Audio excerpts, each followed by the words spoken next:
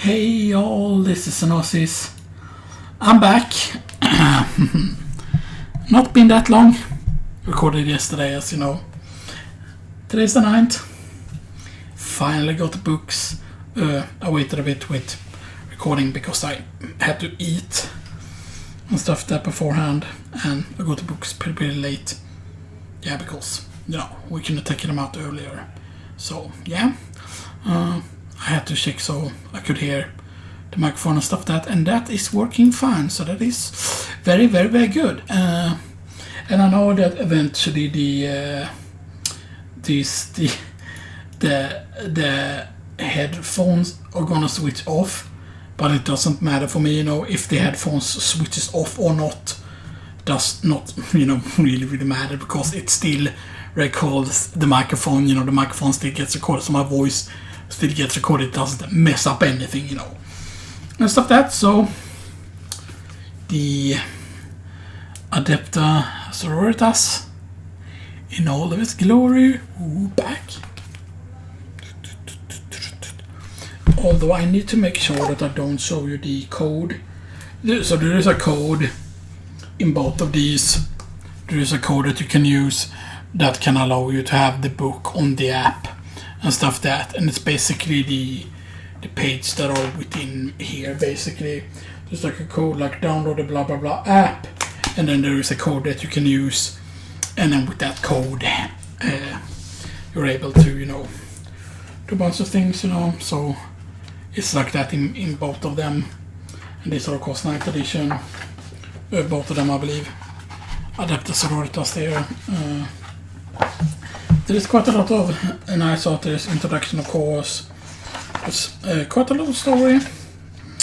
Now, if I remember correctly, but I might be misremembering wrong, the first quote-unquote females or in 40k, like the first actual army that was female, I believe it was only at first a specific Blood Angels chapter that were actually female at first, and then of course later on they made Adepta Sororitas and stuff that, which kind of was like an evolution of that and stuff that. They go over certain characters, they go over the Warzone there. There's a lot of really nice stuff. I've just skimmed through a bit. There's a lot of reading material. Order of the Bloody Rose, the Fire of Righteous Anger. So they're kind of they're a bit like Paladins, but more on the Crusader-esque style, like the Diablo 3 Crusader. Order of the Ardent Shroud, Order of the Sacred Rose, Order Minoris, so those are minor order, Order of the Grown Chalice, Order of the Thorn, Order of the Iron Veil, Order of the Ashen Shrine, Order of the Wounded Heart, Order of the Golden Light, Non-Militant Order, Order Hospitalier, other non-militant orders. So Battle Sisters, yes, Sisters of Battle, I believe it was called at first. The specific Blood Angels thing, I think, was called Sisters of Battle, the specific chapter that had the females in it and stuff like that. And of course they were meant to be used like female Space Marines, but this is more than just female Space Marines actually, these are and then you of course have Mortifiers, which are kind of like robots and stuff that, and those are piloted by a male. There are also certain males that kind of whip themselves and stuff that, so yeah. And then there are the women in the Paragon war suits, which, by the way, the color schemes that you can have for a lot of stuff is really cool. There's a lot of nice looking things, and I love the tanks, the different tanks they have. They're very kind of like a cathedral kind of esque. I'm blocking the camera, so I cannot see it so well. So yeah, I mean those are pretty dark, and it's pretty dark in here.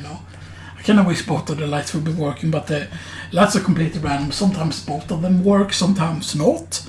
I'm guessing there's some sort of weird wiring up there that doesn't make it work properly, because I can install a new light bulb into both of them, and then sometimes the right one doesn't go on, and it's just okay. And often what they have in each of the book pretty early on or through the middle kind of is a big army there, like a big army there. You know, and this one is actually thicker than the Adeptus Mechanicus. But Adeptus Mechanicus is still 129 pages, which is still more than in the Thousand Suns. The Thousand Suns is 8th edition, I believe. Although I'm uncertain about the Space Wolves, if it's also... Does it say the year on this? Because it should say the... 2021 for the Adeptus Sororitas. It came out last year. Stuff like that. Order of the Martyred Lady, Order of the Valorous Heart, Order of the Blood Rose. Yeah, I kind of forgot about the early ones there, the Orders Maleficent.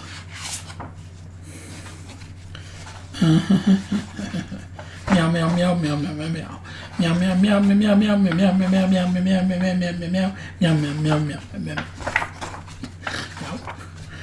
The rules, Battleforge rules, Crusade rules, Death Seats, War Gears, Armor rules, Attachments, Orders Militant, Order of the Valorous Heart, Order of the Martyred Lady, then there are some symbols there. Order of the Blood Rose, Order of Ebon Chalice, Order of Orange Shroud, Order of the Sacred Rose, Minorious Convictions. Okay, Holy Wrath. Yeah. Devout Fanatism. So yeah, there's a lot of like Paladin. So like if you like Paladins and Crusaders, you know, there's a lot of stratagems. Suffer not the wit cast by fire. Yeah, they are like... the thing with Adeptus Sororitas is they are very good against spellcasters and stuff that is something like... They tend to be pretty big, actually top tier a lot of times, and stuff that, which, you know, they have a lot of really good stuff. There's some sick art that's kind of black and white. That's all. Art is pretty fucking kick-ass. Look at that. Oh yeah. That's pretty fucking cool. Yeah, they look very, you know, like Crusader-esque, or, you know, like basically like Space Marine Paladins and borrow traits, hymns of battle, wall of traits, inspiring orator, righteous rage, execution of heretics, aura, beacon of faith, indomitable belief, pure of will, hymns of battle, war hymn, refrain of blazing pity, shores of spiritual fortitude, psalm of righteous smiting, litany of the enduring, verse of holy pity, catechism of repugnance, yeah, relics, chapter approved rules, crusade rules, battle traits, trial of a living saint, saint points, martyr points, trial of faith, trial of suffering, trial of purity, trial of righteousness, trial of valor.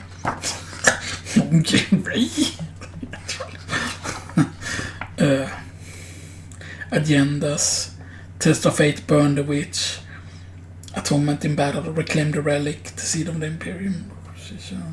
Yeah, there's so much stuff. Crusade army, dead sheets, secret rights. Well, here are some of the more named characters, right?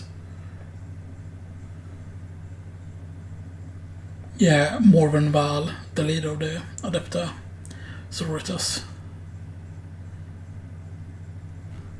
Yeah, commander of the Adepta Sororitas. Yeah, okay.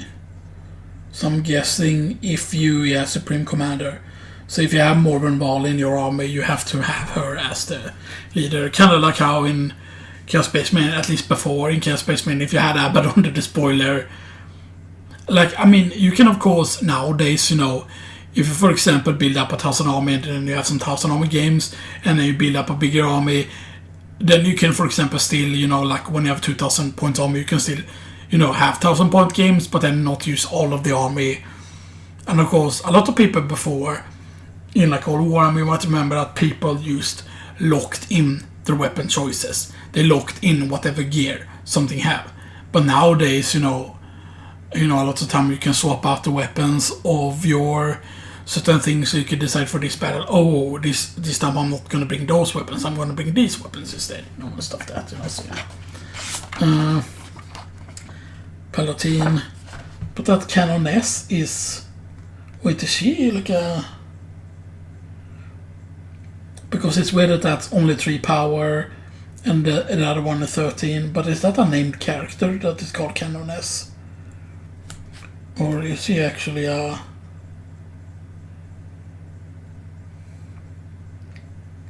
infantry character? Okay.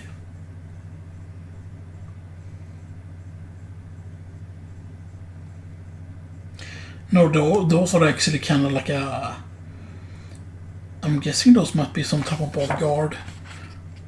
No. Paladin, that's different, they are units. Yeah.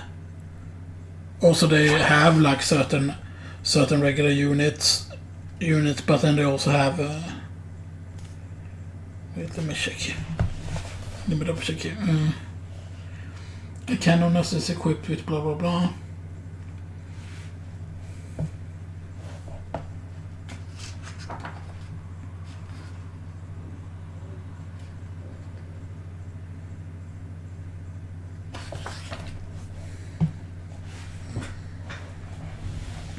Oh yeah, so all of these are more like the commander-esque units and stuff. That's okay.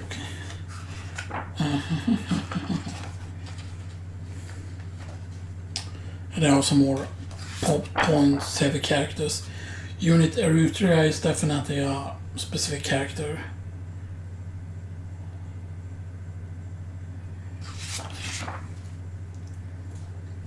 Yeah, so all of these are commander type characters. Okay. Celestina, Yemena Superior, Triumph of Saint Catherine. Yeah, that's the one I've seen that in play actually.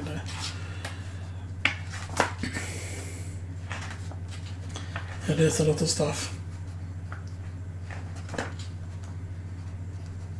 Paragon War Suits, Repentia Superior, Theistes Repentia Crusaders, Arco Flagellants, Death Cult Assassins, Seraphim Squad, Dominion Squad, Seraphim Squad, Retributor Squad. Yeah, the Retributors are actually insanely good because of the weapons they have like really heavy weapons.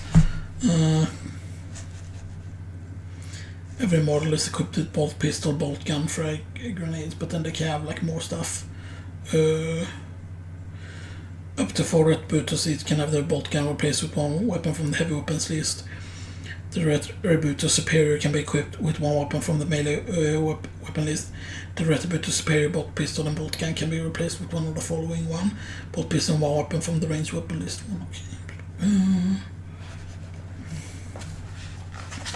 Modifiers, Pentinent, Engines, Castigators, Exorcists, Sororitas Rhino, Innovator, Weapon Profiles, Weapon List, Heavy Bolter, Mini Storm, Heavy Flamer, Multi-Melta, Melee Weapons, Chainsaw, Pommel, Power Sword.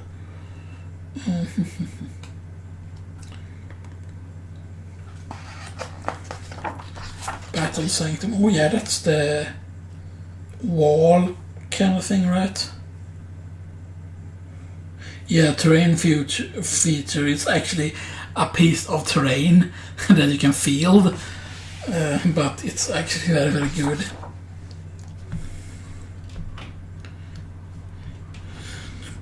After this model is set up, it is treated as an area terrain feature with the following terrain traits: breachable, defensible, light cover, obscuring, scalable, inspiring. Consecrated ground. Yeah, okay. Ranged weapons. Like a lot of stuff here. Points value, HQ. Glossary.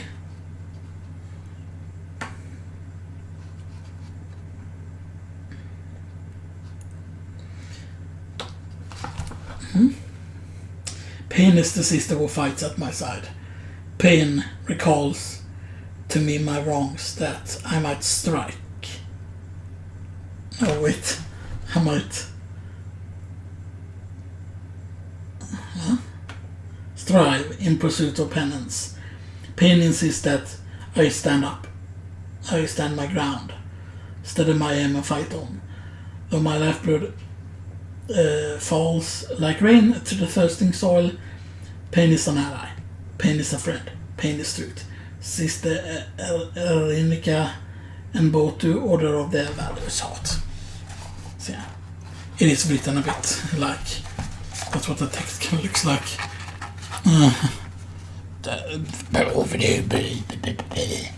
Over here. Now you cannot see it really well, but it was pretty difficult to read that. Okay, this is 128 pages. It's weird though, 128 pages there. I mean, because if you look at this thickness here, right here, boom, and then look at this thickness, like, if I have it like this,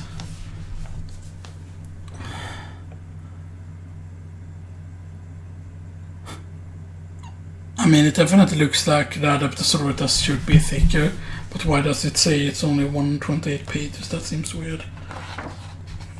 Wait, where does it start? Number 1? No. Number 2 there, number 1. That's weird. So why does it say that this is 128? Like, how can this be? This is 120 pages. Oops. Wait. You didn't see the code there, did you? No, probably not. You can I need to remember that. I really hope that I didn't have it like right, because from the side you shouldn't be able to read it, so still. And then this is the Adaptus Mechanicus and stuff that god damn them. Still stuff like food on the table a bit. Yeah.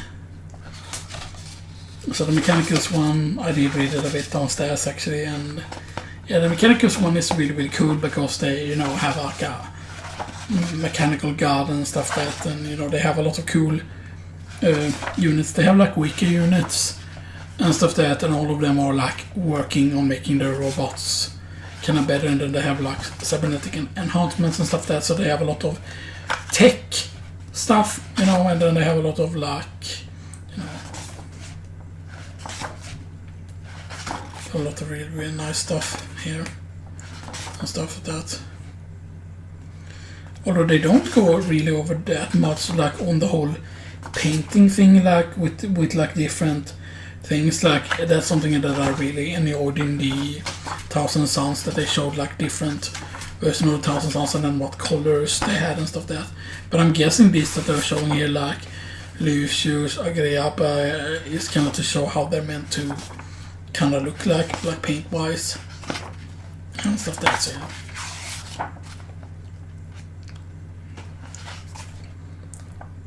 Holy orders, yeah. You have Genitors, Logi, Magi, and Artisans.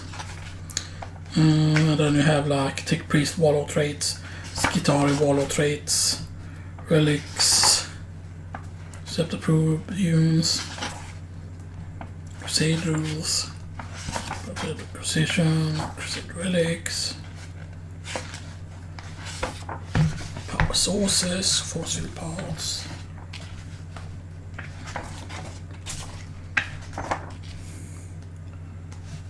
Yeah, Belisarius, Carl, Tech Priest Manipulus, Tech Priest Dominus, Techno-Archaeologist, Skitari Marshal, Tech Priest Engineer, Skitari Ranger, Skitari Vanguard, Catapron Preachers, which is kind of like half tank, half, you know, Body Catapron Destroyers, Servitos, Fulgurite Electro Priests, Corpor Shkari Electro Priests, Cybernetica Datasmith, Sicarian Infiltrators, Sicarian Rastalkers, Cerberus Riders, which is the horse, like the mechanical horse thing. Both of them are like, okay, so Zephyrus, Sulfur Hounds, so one of them are hounds, and the other one I think is a horse, or maybe that was also a type of hound. And then you have Pteraxi, Sterilisors, and they have like wings and stuff like that. Pteroskystalkers, Iron Strider, Ballistari, Macedonian Dragoons, Castellan Robots, Scorpius Disintegrator, yeah, the tank is pretty cool. Onager Doomcrawler, Scorpius Doom Rider, Archaeotopter Vector, yeah, you have a bunch of different flying ones. Orcheopter, Stratoraptor, Archaeopter, Fusilave. So yeah. And if I remember correctly, they are actually pretty complicated with all the stuff they have access to and stuff, so yeah. Per Gloria Mechanicum.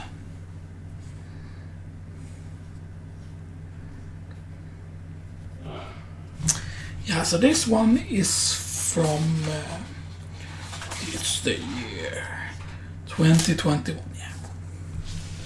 So both of these books are pretty hype. Not gonna lie, really hype with these two books. You know, really sweet. And they smell so good that like book smell, like the fresh book smell. You know, it's really good. You know. So that's nice, you know. So now I have 4 books in total. I might not be able to fit them inside of the place where I had the other 2, but I'm gonna remove some older magazines from there, like some older gaming magazines and stuff that, and then just focus on some of the Warhammer stuff and some of my old guidebooks for certain games. Because often if I've gotten a guidebook, I've often gotten it mostly because of the art in a lot of guidebooks are really cool, you know, and sometimes, you know, I like statistics and stuff that, because, yeah, you know. But yeah, so that's pretty nice. I also, something I forgot to show, because, you know, I talked about, you know, that on my birthday I gotten a few snack things. But I also got a very special beer. I haven't fully drinking this yet. Like I have put the rest of it in a glass downstairs, in a big beer glass and stuff there. But I drank some of this yesterday, and it's Radio the Mothership. It's an IPA, a double IPA, and it's 8.5% alcohol per volume. And it's from Canada. Yeah, brother. And then you have very special art there, you know. Really cool art. Really sweet art. And the art is by, what does it say? I know it says somewhere. Art, yeah, Captain Love Handles.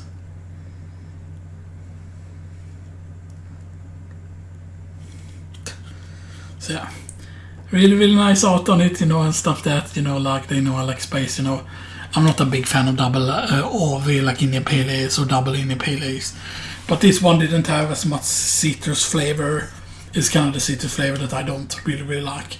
There was also in certain wheat beer that have like very citrusy flavor, you know. But this one was a lot better, you know. Really cool looking, you know. I fucking love the art. You know, it's fucking nice. It's like an art piece. I kind of wish, though, you could get like a full print of this. Like, I would love to have like one of those, you know, disc plates. Like, this should be a disc, like on a disc plate, this specific thing, you know. Radio the Mothership, yeah. Radio the Mothership. The Mothershipy. Because he is Duke. Because he is Duke. I'm here to kick gum and chew ass. And I'm all out of ass. I'm here to kick gum and chew ass. Oh man. So wow, it hasn't actually turned off yet. So it actually does stay on for quite a while. Okay, so that's interesting. I can of course just change the screensaver here thing now to back to 3 minutes, and back or to the normal energy thingy, my jig. Yeah, there we go. So yeah, So that was pretty great. I've also now figured out, because I took screenshots earlier in Diablo 2 Resurrected. Yeah, so I have the screenshot of the characters. Yeah, nice. And then, when I was in the game, I tried to take screenshots, and now I had changed it before. So what I did before is I made sure I hold down the FN function button, and then I press the print screen. And then I made sure I held it down and press it. And sometimes it would not work, so I'm guessing it is some sort of lock. Sometimes that happens, but I kept holding it down, and then I kept checking the folder where the screenshots supposedly goes into. And then I saw that they were there and stuff that. But the thing is, now when I was in the game and I tried to take a screenshot, it did not take it. Of course I didn't hold in the function key because I just used the thing. And maybe it's that you have to have caps active for it to work or something like that. I don't know. But yeah, is it just because of the fact that in the Diablo 2 folder that I have now added also Diablo 2 Resurrected Screenshot Live Game Not Better? The fact that I've added this folder, is that the reason why I couldn't take those screenshots? Like, could that be messing it up, you know, and stuff that, like, that is the question.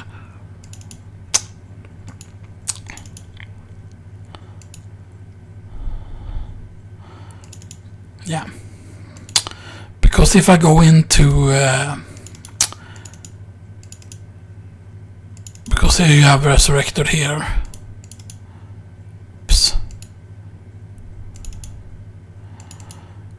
And I also have the Resurrected beta there as well. But if I go, for example, in and check like where the pictures are, like it doesn't go into the skärmbild, as it's called in Swedish, which is basically the screenshot folder for when you're using print screen when you're not like in a game and stuff that, or in a specific game. Stuff that, but also if you go into the Windows thing and you go in on users, then you go in on games, and you can often see there they can show you screenshots in certain games. But also if you go into like saved games, that's where you're gonna have your Diablo 2, your normal files from Diablo 2, including your European files and stuff that, and then all the characters. And then basically I copied those characters over, and then I made a backup. I made a backup file of all of my characters and stuff that in the Diablo 2 like loader section and stuff that, and then I copied them all over to the you know, Diablo 2 Resurrected. Now the thing is, you cannot take Diablo 2 Resurrected saves and put them back into LOD, into the loader section. Basically, you cannot do that, sadly. So yeah. So I should actually make a backup probably of the Diablo 2 Resurrected folder as well, like make backup saves of those as well, probably. So and they do keep like the Resurrected multiplayer characters, but I have no idea technically if I could make those work, because each character has CTL file, DS2 file, key file, MA0 file, and a map file. And certain ones have several MA files. I'm guessing those are for the different maps from the different acts then. And then custom keys for certain characters as well. So yeah. The question is, do we have the CTL and KO files, but they do not have the map files? So they have CTL DS2. But I don't have a key file. They have CTL and KO.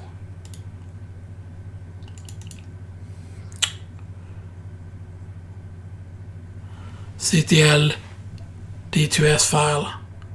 Okay. I wonder if there could be a way to convert those. Because yeah, it would have been cool if we would have gotten to keep the Resurrected file, because you couldn't reach insanely high levels during the beta anyway, you know, and stuff that, you know. And stuff that, and it would have been nice to be able to carry over the multiplayer, those characters, you know, to carry them over into the main game. That would be nice, you know, and stuff like that. But yeah. But yeah. So I'm. Okay, that was weird.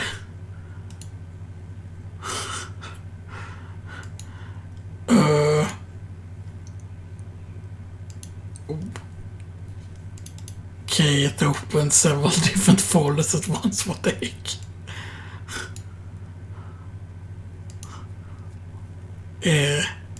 Okay. Okay. What do you mean, Capcom? What do you mean, dude? God, stupid bitch. I would see it really. God, what are these hitboxes, Capcom? But yeah. So I've actually continued on the main characters there, because, you know, of course, all the characters in that I haven't resurrected are, of course, the ones from the Lord of Destruction and stuff like that. But of course, I did, you know, have Diablo 2 back in the day, and I had Lord of Destruction back in the day. And because those characters were on a different computer, so I don't have those save files sadly anymore, you know, and stuff like that, you know, which is why I don't have super high level characters. But yeah. I mean, mostly it has been me being lazy in regular Lord of Destruction there for not like finishing the characters and stuff like that, because I play when I feel like playing, you know, and stuff like that. But yeah, you know, I know as someone who likes farming, you know, and stuff like that, you know, like that is a very enjoyable aspect of Diablo 2 and stuff like that. But yeah, you know, I'm definitely interested in the balance changes. But the thing that I hope they do for all characters, it doesn't matter what level it is you are. And I think one thing they should do, like normally now, you can only get the respect tokens on the highest difficulty on hell, basically. But I kind of wish that once the balance changes comes in, that kind of changes a lot of like the talents around, or they make the talents better and stuff like that, so certain builds are now more viable and stuff like that. I kind of wish that everyone would get like a free respec or whatever, you know, or somehow it would activate just free respec. And apparently supposedly there's a command line you could use, apparently, because if you go into court commando or short, you know, there is supposedly a way that you can activate infinite respecs or something like that, but I don't know if it works or not, or if it's a line that you're allowed to use. I mean, I'm guessing when you're playing offline it does not really matter. I'm guessing it only works offline and stuff that, you know, and stuff that. But yeah, but one thing they could add, for example, is maybe add respect tokens even back like, I know like you don't really need to respect on normal, but you could add like a respect token for normal, a respect token for nightmare, and then only make them work up to a certain level. Like, oh hey, the respect token for normal difficulties maybe only up to level, like, I mean, like sometimes, you know, if you really grind through stuff, you can get pretty late level before you go into nightmare difficulty and stuff like that. So should it be like 35, should it be 40? I think 40 should be the limit for up to what level it should work. Like, because the tokens would be different. Like, there would be a special respect token for normal, a special respect token for, and then we would only work up to a certain level. So that way you couldn't use grind the normal mode tokens, you know, and stuff that, you know, instead of grinding like the hell tokens and stuff that. And then the nightmare token would maybe work up to 65, 70 maybe, around ish. I don't know really how high I'm gonna. It's because I will probably, you know, spend some time grinding Pindle and maybe doing it players 8 eventually and stuff that as well, you know, and stuff that, you know.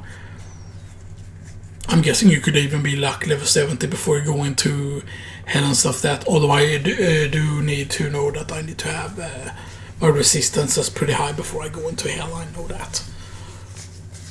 Although, you know, for the summoner, you know, you don't need as much kind of resist, because your summons can have, of course, the resist that they get.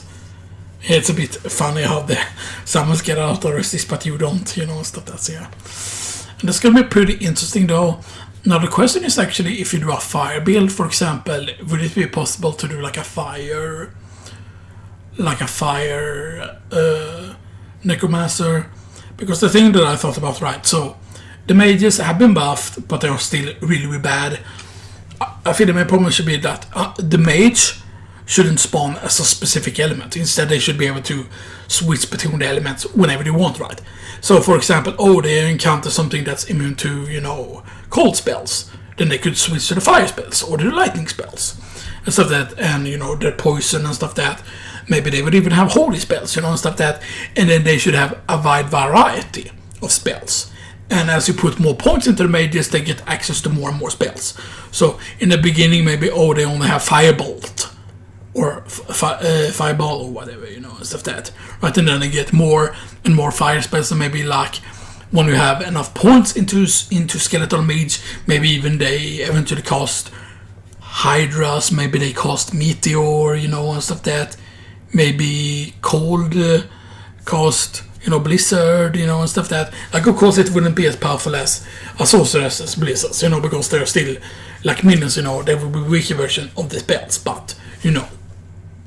Or maybe they could even have like auras, you know. Maybe the fire mages could have like holy fire, you know. Maybe weaker version, of course, but still, you know, like, you know.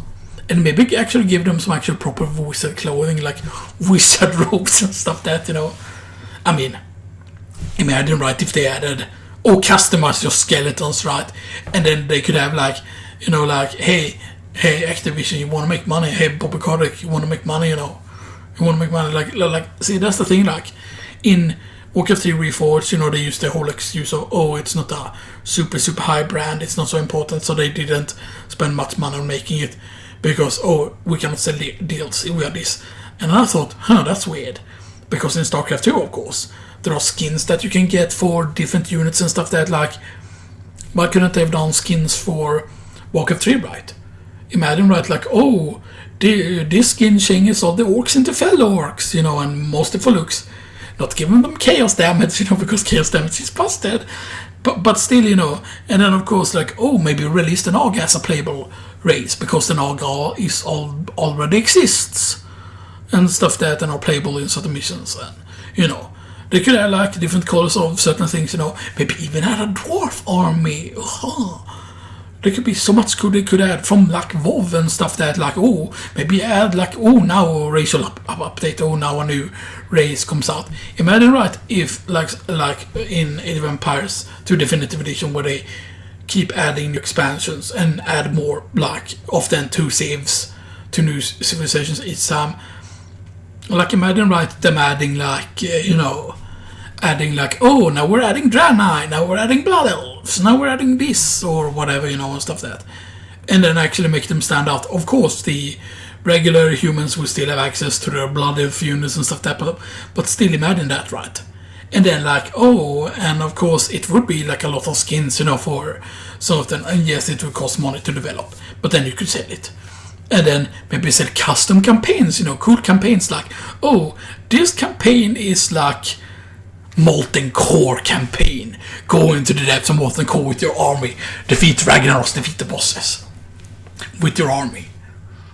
You know, they could do so much cool from World of Warcraft and have that in the RTS game, like custom campaigns. Yes, they would need to hire a big team that knows how RTSs are good, you know, but now, you know, and I know that here's the thing that a lot of people are saying, they're finally making these changes because Microsoft bought them.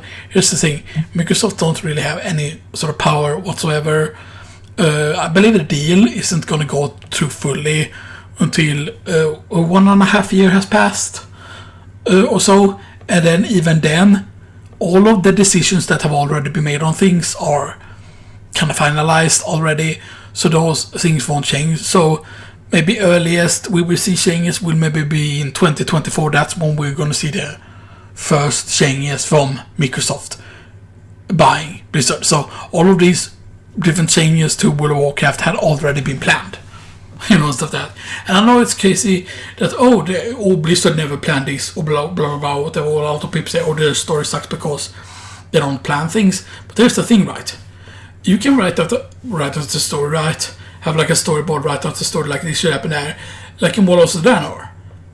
Yeah, Gromash was going to be the final boss, but then of course because the Shatter Raid didn't happen, I'm guessing because of the Shatter Raid not happening and something supposedly was going to happen, that then it didn't make sense anymore to have Gromash as the final boss, and because they thought players didn't anyway, so they had, you know, Archimon come in and stompy stomp, and then be like, wow, Gul'dan, go to this place, boink, and then Legion, blah, blah, blah. You know, stuff that, you know. You know, so yeah. You know, so it's like, you know, because of, you know, them having to cut content and stuff that, you know, like that's why the story changes, you know, and stuff that, so yeah. So that's important to keep in mind, you know, of course. So yeah. But yeah, but they could just add so much stuff, you know, and maybe imagine this, right, if they added a bunch of old things to make the old graphics work, and maybe they would be like, oh, we have added back Warcraft 3. You can now, like, in every owner now of Warcraft 3 Reforged will get the Warcraft 3 Reign of Chaos for free, and you can play the specifically the Reign of Chaos version if you want to, with all the balancing done for Reign of Chaos. And then you can also play the Frost and Throne game with all the balances from Frost and Throne and stuff that. And you can play them individually and not having to have those graphical options, to have the like old graphics as an option in Reforged. So then the Reforged file size will go down in size because it won't need to include the old graphics. And then if you want to play the old graphics versions, it will now be separate, so you can play Reign of Chaos on its own with its balance, because the balance in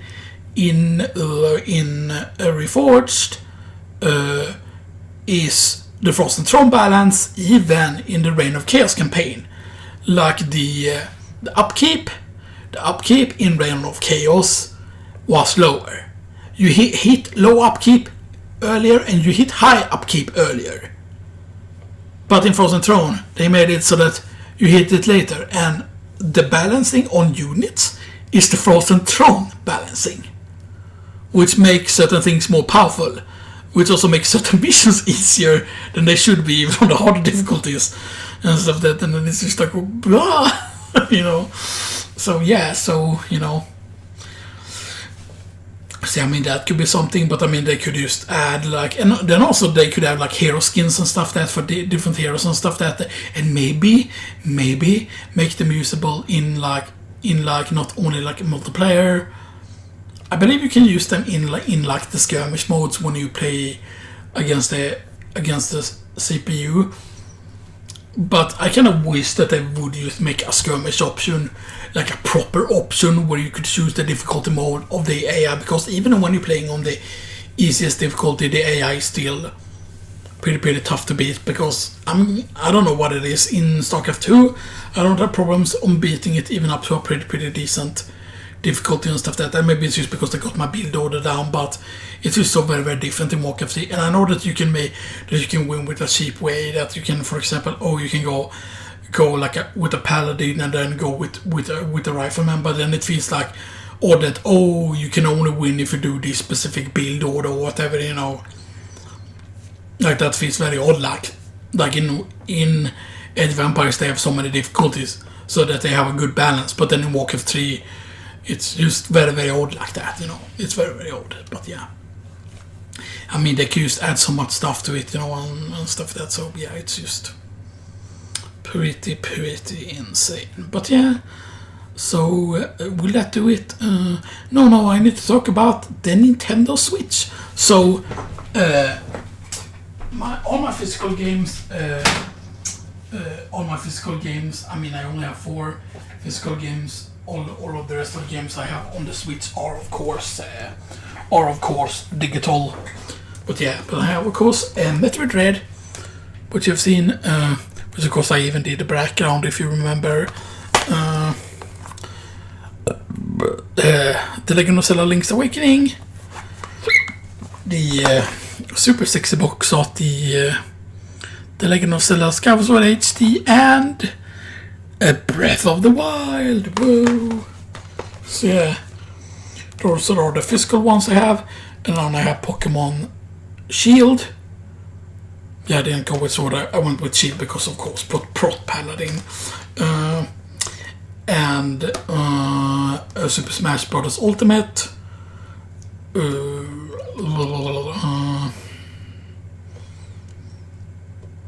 Then what it's called. Then what could I... the Cadence of Hyrule. And stuff that, although I haven't gotten the DLC for that yet. One of the DLC I believe was free, but not all of the DLC is free. I need to get those DLCs at some point because apparently it's really, really good. Yeah, because it's like Crypto the Necrodancer, the whole Cadence of Hyrule thing. What else? Trying to think. Was there something else? I do remember having a Mario Party game, but I think that was on the Wii U actually. Yeah, I have like so many physical like Wii U games. It's quite ridiculous. Also with the amount of 3DS games I have. How many Wii U? 1, 2, 3, 4, 5, 6, 7, 8, 9, 10, 11, 12, 13, 14. You have 14 Wii U games. Does that even include the... do I have games back here? Yes, the Mario Maker is back here. Oh, those CDs I have back there, I forgot. Yeah, Twilight Princess HD, and there are my 3DS games. So 1, 2, 3, 4, 5, 6, 7, 8, 9, 10, 11 3DS games. And yeah, the Mario Maker. The Mario Maker one I did not count in there. Yeah, okay.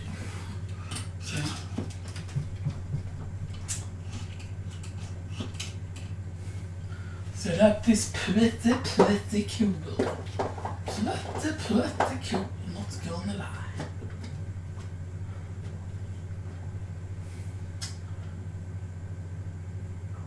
But how could they end up in that way of order?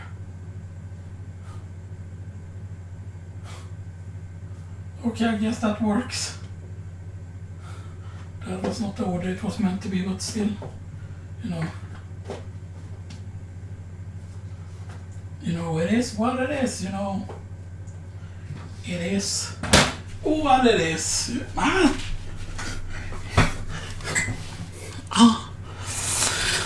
Yeah, so, yeah.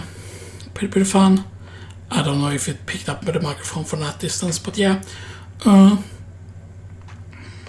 That will do it for this time. No, wait. Oh yeah, the Castlevania game, the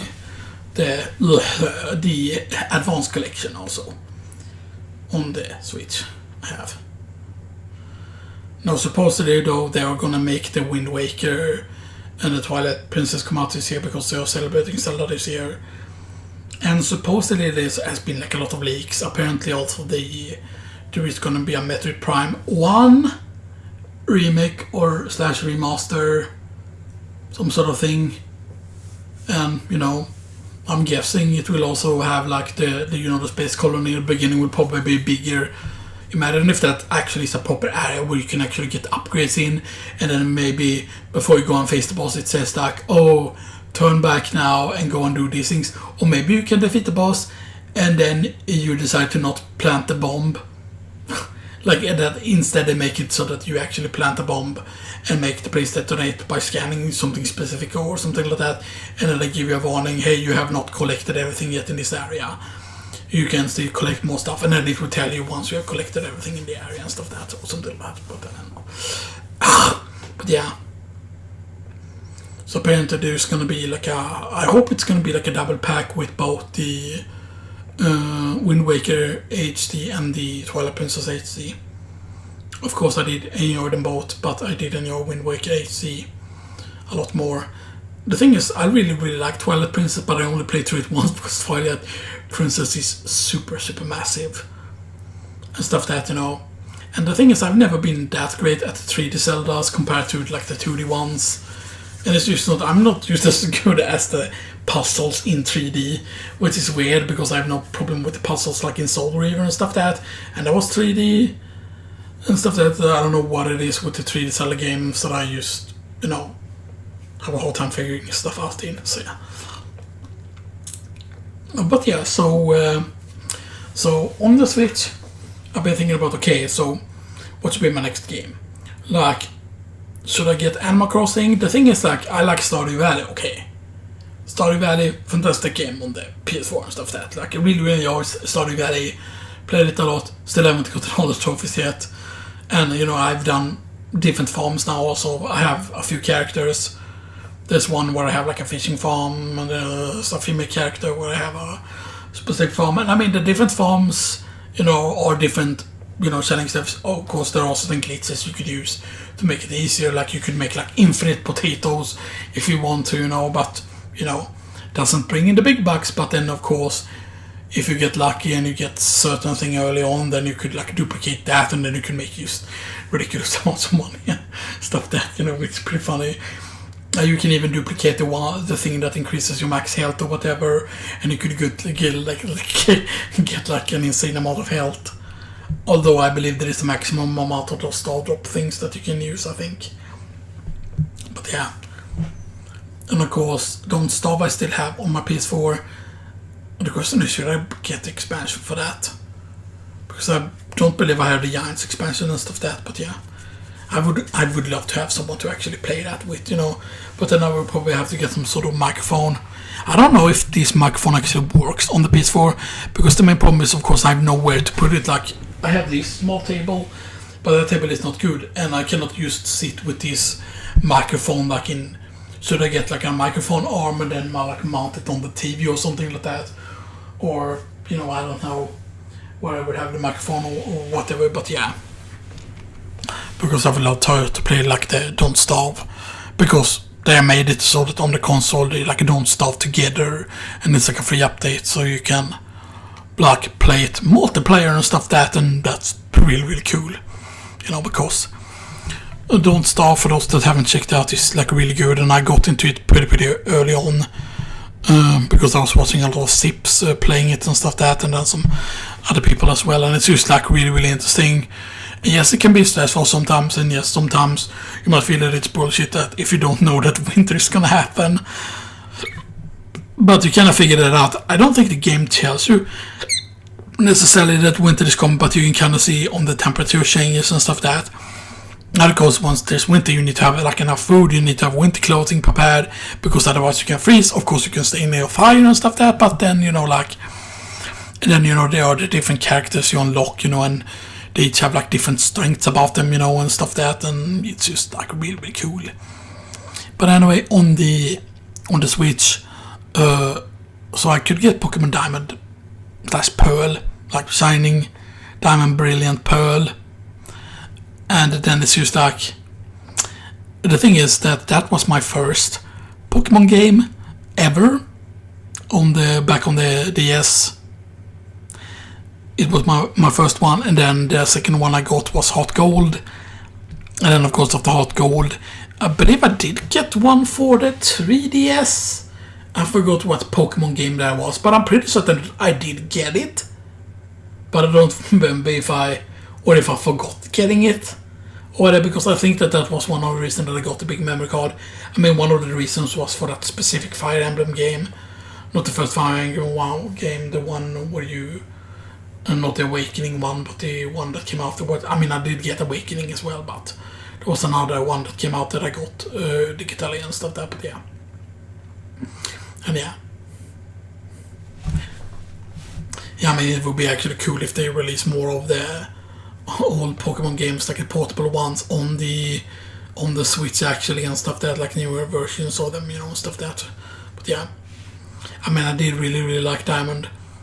I do remember though that I went with the Fire Ape, the, you know, in which becomes the Inferno Ape and stuff that, you know, the Shim, no, something. Yeah, the fire ones, the fire starters are usually very, very good and stuff that, you know, and stuff that. I really liked in Shield, you know, the soccer bunny thing and stuff that, which it becomes, you know, which is actually pretty powerful and stuff that, but yeah. There's just a lot of really, really cool stuff. Yeah. of course, there's the Pokemon, the whole Arceus thing as well, which actually looks really, really cool. It looks like it works very differently. Like, supposedly you can actually beat some of the high-level Pokemons early on, because you can, you know, of course, you try and catch them, you know, stuff that, and then seemingly the way you level up is different and not through combat. Seemingly, it seems to be different, that you actually need to find stuff when you have certain Pokemon out to get XP or something like that. It works quite differently, but yeah. So yeah, these are a bit of interesting things. There's of course a new Mario Party game as well. I did get a Mario Party game also on the Wii U. That was the one that wasn't super good. I mean, it was my first Mario Party game, but it was okay-ish, but yeah. I mean, there's a lot of good stuff on the Switch. I haven't gotten the Mario Kart yet, because I played so much Mario Kart on the Wii U and stuff that, like, it feels like, you know. But yeah, I mean, I am pretty excited. I wonder if they have had the Switch Direct yet, if that has happened yet. Because supposedly there is supposed to be a Nintendo Direct today, but there's also not only supposed to be a Nintendo Direct, there's also supposed to be another thing. Let me see here. Okay, so when is it? What time is it? In 23:00. Okay, so it's gonna be 40 minutes. In Mario Kart 9 and Legend of Zelda remakes. Although remix is a bit wrong to call it. Oh yeah, and they were gonna show like the Wolf Among Us trailer, and that was gonna be shown at 19:00. So it has started already then.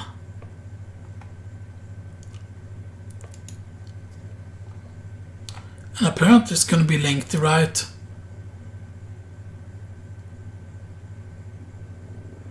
Okay.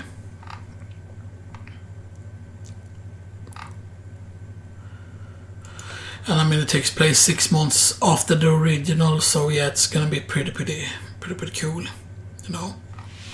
Now the question is, are they gonna confirm some of the leaks that have happened and stuff that? But yeah, is the question. But yeah, I'm trying to think, was there anything else? I don't think there is. So anyway,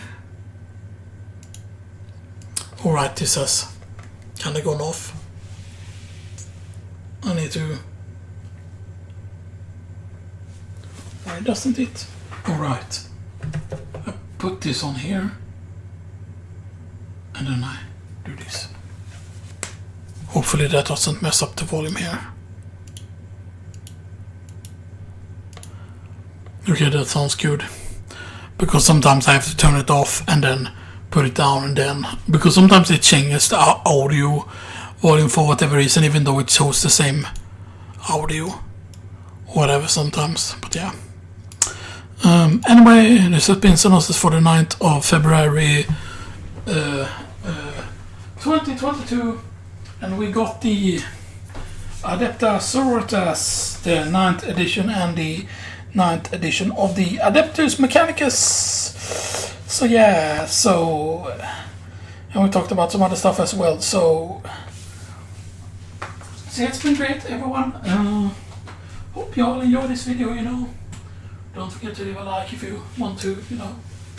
No worries, you know, if you don't, you know. But yeah, remember to subscribe, you know, even though I don't really have an uploading schedule, you know, and stuff that, you know. I do videos when I feel like, you know, and stuff that, you know. Not to stress, you know, and stuff that, but yeah. The seat, of course, the Noble Shares seat is really, really good. Now I know a lot of people are against gaming shares, but the thing is, certain gaming shares are actually way better than others. The previous gaming share I had was a lot worse, and you must say, oh, just get an office share. Yeah, the thing when I just on my back the most was when I had a pretty expensive office chair back in the day, and that had real leather. Now, the previous one was fake leather, but there is one of the fake leather materials that is really bad. and that basically when you get sweaty, it like peels off. The back of it like peels off from the old chair that I had, and that was the AK racing thing, which is a pretty good chair still, and it was still pretty expensive because it was the King model, or whatever they call it, and it was pretty good. I think it was called King Series or whatever. But the main problem was, of course, the fact that, yeah, and if you want to get real leather, it's so much more expensive if you I believe those AK Racing do have real leather ones as well. Now this one is also fake leather, like fake, and it is in that one as well, in the old chair.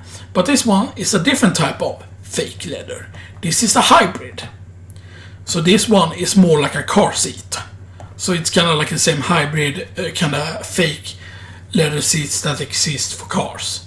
But this one is actually kind of feels like leather a lot more. And this one basically, even when it gets really hot, this doesn't lose the material back here. Because if you lose the material back here, and especially if you lose it down there, then it becomes really uncomfortable to sit on, which is why I had to stop using the other chair, and stuff like that. And I believe we have thrown it away at this point. I'm just gonna go here and check. Yeah, we need.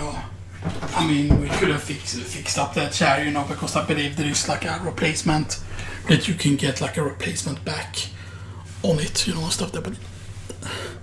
And of course, the next chair that I get after this.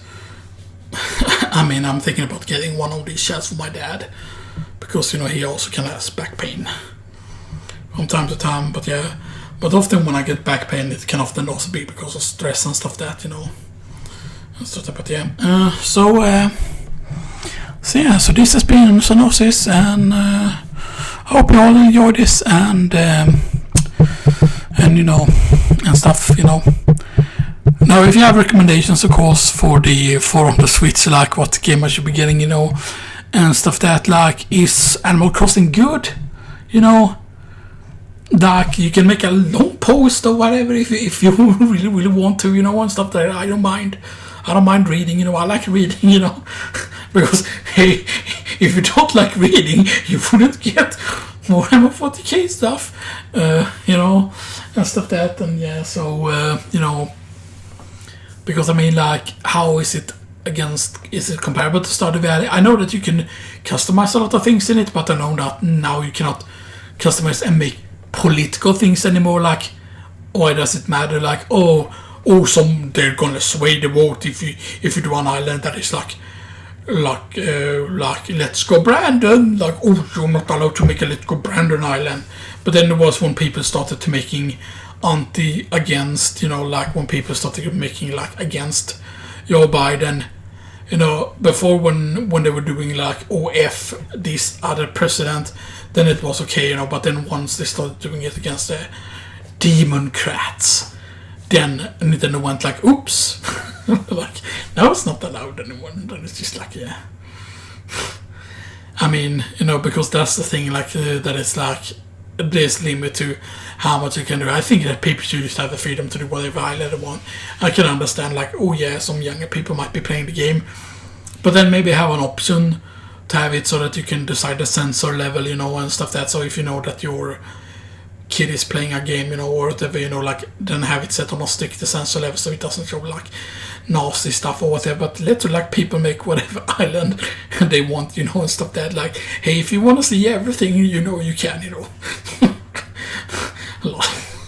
and someone makes Cock Island, and then you have the population of that island is Big Bad Beard. Yeah, I mean, I have nothing against Big Bad Beard. I think he got he got some balls for doing what he did, and stuff that. And of course the quartering was so mad at him, and stuff that. And like, yeah, what he did was wrong, and he apologized, and stuff that. And but his apology wasn't serious. And then whenever they go like, all right, when people doesn't cancel people, yeah, they do, but they do it in a like in a different way, you know, like, and it's often like they're all like extremes on both sides, left and right, and then like sometimes there are like certain people on the right side that if you do just something that isn't what the majority of the right wing people agree with, then you're not no longer on their side and you should be cancelled and stuff that, you know, like it's like really weird, like saying that both sides doesn't do cancel, but yeah they do, but in different ways, you know, and stuff that, but yeah, you know. So yeah. And then it's funny when people do political tests and then they're like, see, I'm not a left extremist, I'm centrist.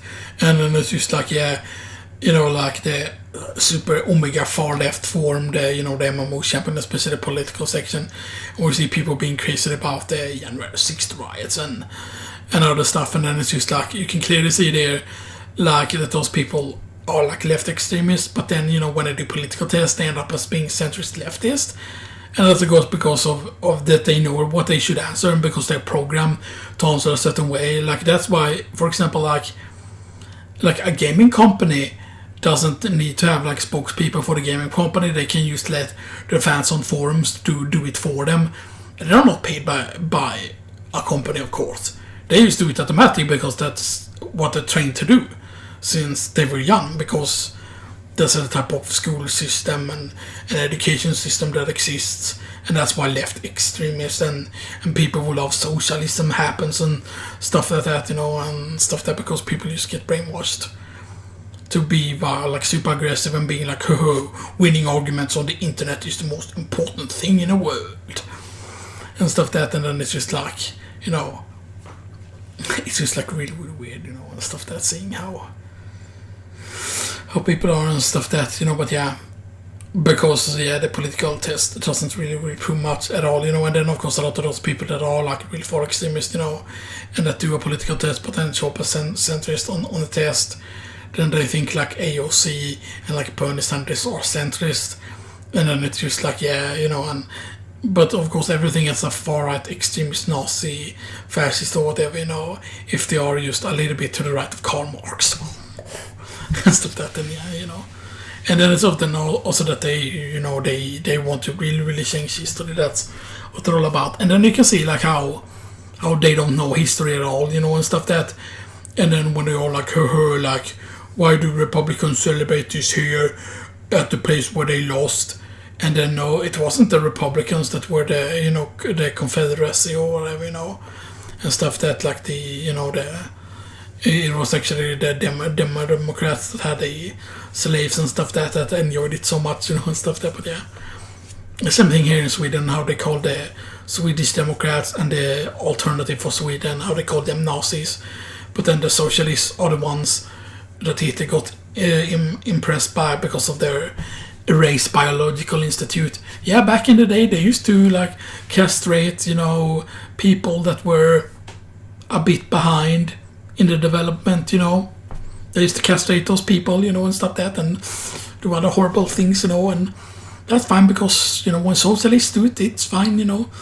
And then it's just like the mass formation psychosis, you know, started after World War II, because how the heck could countries after that be like, yeah, socialism sounds like a good idea, and then it's like somehow there happens something that they realized, oh, the Nazi propaganda was so effective.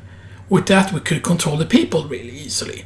Oh, let's make it so that Adolf Hitler was a right-wing person instead of being a socialist nationalist. Oh, you cannot be a socialist nationalist. That cannot exist. That's a right-wing concept, being a nationalist, yeah. And it's just, you know, propaganda spread by the socialists because, you know, the socialists are always evil. They've always been evil, but they think that they are the good guys. You know, they think that because they haven't been mentally, you know, changed and stuff. That they've been so brainwashed into thinking that they are the good guys, that they are saving the planet, you know, and stuff that by killing people, you know, that's what they love doing, you know. They've always loved doing that, you know. Socialists have always been evil, you know, and it's the right wing that are not the extremists. But then of course, oh, but look at all this data, and then a lot of time it's left wing extremists doing violence, and then when it comes out in the news, if it gets covered, then it gets things to that, oh, this person was actually a Trump supporter, or this person supposed right-wing stuff. So that there is a lot of like fake hoax stuff that is done and then made to look to be right-wing, but then it's done by left-wing extremists. And then yes, there do exist right-wing extremists, but they count certain of their allies, certain, you know, that would normally be an ally to the Democrats, like certain terrorists that they call right-wing, or you know, on their religion, which we shall not speak of, you know, and stuff that, like, whenever they commit like a terrorist act, then it's like counts as being right-wing, you know, and then the socialists, you know, love them and stuff that, and be like, oh, they cannot be violent at all. And then it's just like, and of course not everyone of that from that religion is violent, but the thing is, like, there's a lot of organizations out there, like money organizations, like, you know, the less medical frontiers, like Doctors Without Borders, which is an even organization that helps a lot of immigrants. Yes, won't call it immigrants always, you know, because, you know, a lot of them like, oh, economical immigrants doesn't exist. Yeah, someone that goes that far away should settle for the first best safe country, but then no, they cross insanely long distances to get to certain places, and then they're after the free money that they get, they're after certain things, you know, and stuff that, and they abuse, of course, the system, you know, because, you know, they, you know, that they are terrorists, you know, and that they're going to plan terrorist act, or they're going to commit crime in the country that they go into. And then of course all the socialists always defend that they're out, oh, you're a Nazi if you're against this, or blah blah blah, or whatever, you know, and stuff that. And then like, oh, all of these people are not dangerous. Of course that's true, but then the thing is just like a minority of them can be, but people say, oh, it's only a minority and stuff that, and sure, that's normally true, but then when you have in certain countries takes in more of the bad people than they do the good and stuff that, and then try to be like, oh, Sweden could not survive without immigrants or whatever, you know, or bus drivers or blah blah blah, or whatever, you know. And sure, that's true, but the immigrants we used to get here before was immigrants willing to want to work and other stuff, you know. And sure, good immigrants still exist, you know, but you know, like having now people who will commit like rape, murder, and then, oh, 2 years prison, or oh, only pay this amount of money and then you get out, and then what do? Commit the same crime again, and then it's just extremely effed up. And that's the main problem. Like, certain people are really, really against, like, I can understand in the US, like, people being against, like, death penalty and stuff like that. But then when you see, like, people who are like, oh, we should have a more loose system, we should be nicer to our prisoners and stuff that. And sure, it works in Norway, but just because, oh, it works in this socialist country, like, and stuff that, like, oh, that means that it should work, you know, or whatever, you know. And that's bullshit, you know, because just because something works somewhere, it doesn't mean that it works everywhere else, you know, and stuff that. And it's just so much BS going on, you know, so much bullshit, you know, that's going on, you know, and stuff that, you know. Maybe I have to get into politics actually to change stuff, and, you know, and stuff like that, because you remember, you know, when I talked about the education thing, how it's stupid that we learn physics, we learn chemistry and other things in Swedish first rather than learning it in English first. And I can understand then the people who are really bad at English, you know, but it's the thing, right? Back in my day, you know, you wouldn't learn like English early. Now it's very, very common for people to learn English early because they have access to smartphones, iPads when they are very young and stuff like that, and then they can learn the English easier. But, you know, like, a lot of people don't seem to understand the whole thing. Like, I learned English through video games. Even if, for example, when I played A Link to the Past when I was pretty young, or when I played, like, just the first Legend of Zelda on the NES and stuff like that, like, or in A Link to the Past specifically, like, oh, I didn't know what castle was, but the princess in the beginning, like, oh, I'm at the castle, I'm a prisoner of the dungeon, and then you go there, oh, this kind of looks like a castle, or this is supposed to be the castle, oh, it kind of looks like a slot. And then, you know, I remember the first English lesson we had in 3rd grade. Normally you don't really start English until 4th grade, And then, you know, they asked a question like, do anyone know what this word is in Swedish? What castle is in Swedish? And then no one had any clue at all, you know, and I was the only one who knew what it was, you know, and stuff that. And then it's just like, yeah, because I play that game, you know, because you can figure it out. Even if you don't know what the word means, if you see something and your brain can figure it out what it is, like, okay, this building that you go into in A Link to the Past first, yeah, that kind of looks like a castle, you know, and stuff that, like, you know, and stuff that, and then you, like, put 2 and 2 together, you know, and then it's just easy, you know, and stuff that, and yeah. And it's just like, because I knew someone, you know, who were older than me, who were one of my handlers when I was in because of the 9th grade. I did 9th grade again, and then I had a hiatus year or whatever. I took like a year off eventually because there were a bunch of trouble, and then I had to take contact with certain things and get some help and stuff that. And then eventually, when I got into the thing after 9th grade, I didn't do 10th grade first. I instead jumped directly into 11th grade, and then did 12th grade, and then I did 10th grade last. 10th grade stuff last. And of course I had a handler then, or several handlers actually, because they switched out the handler, you know. First I had one handler, then I had another one, and then I finally had a third one. And they just kept switching it, and it was like really, really frustrating. Like, hey, now you have this handler. Oh, whoops, you're just kidding. And they kept saying it every year. And it's like, we gotta stop. Stuff that, and yeah. But anyway, so, what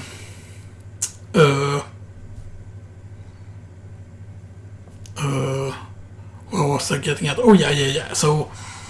So he went into like higher studying because he started studying into university really late, even though he was pretty old.